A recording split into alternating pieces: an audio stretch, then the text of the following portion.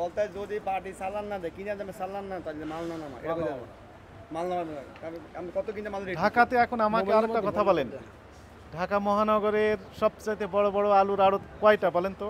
এটা তো বলতে পারলাম না কিন্তু শ্যামবাজার সবচেয়ে আপনার শ্যামবাজার আছে, যাত্রাবাড়ি আছে, সাদেক খান কৃষি মার্কেট আছে, কারণ বাজার আছে, মিরপুর শাহালি মার্কেট আছে, এই 5-6টি বড় আড়ত আছে আলুর। সব আড়তদার যদি আপনারা একমত হন যে কাগজপত্র ছাড়া আমরা এই আলু বিক্রি করতে পারবো না। এটা আপনার ডিলার দেন আপনারা সবাই কি একমত? একমত কিনা? কাগজ রাখতে হবে, একমত?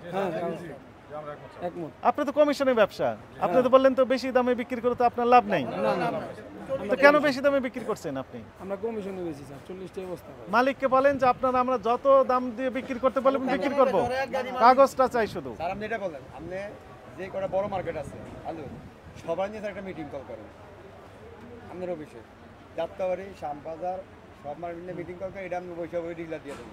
একসাথে হতে হবে, নট নেসেসারিলি। আমরা গতদিন শ্যামবাজারে গিয়েছিলাম, ওনারা বলে দিয়েছেন যে আমরা কাগজ অবশ্যই নিব। উনি তো আর আলু নিয়ে এসে নিজে খেতে পারবেন না।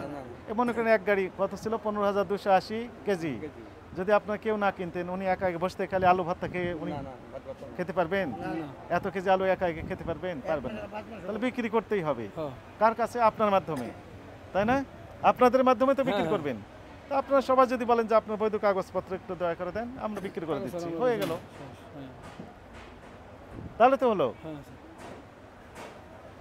আমরা কাগজ ছাড়া স্যার এটা আপনি এই যে ডিলার দিয়ে দেন প্রতিবার ডিলার দিয়ে নাকি ক্রয়ের কাগজপত্র থাকতে হবে। হ্যাঁ কত কিনা।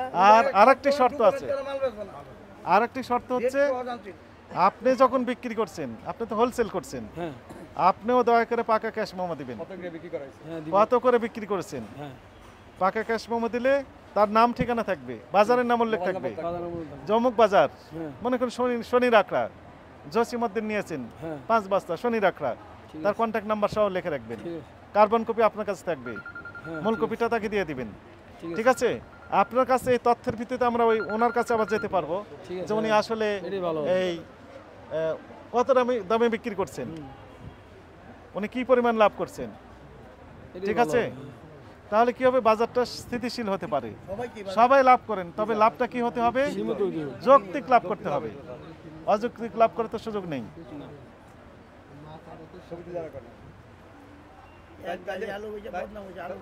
ছোট হুজুর ঠিক আছে,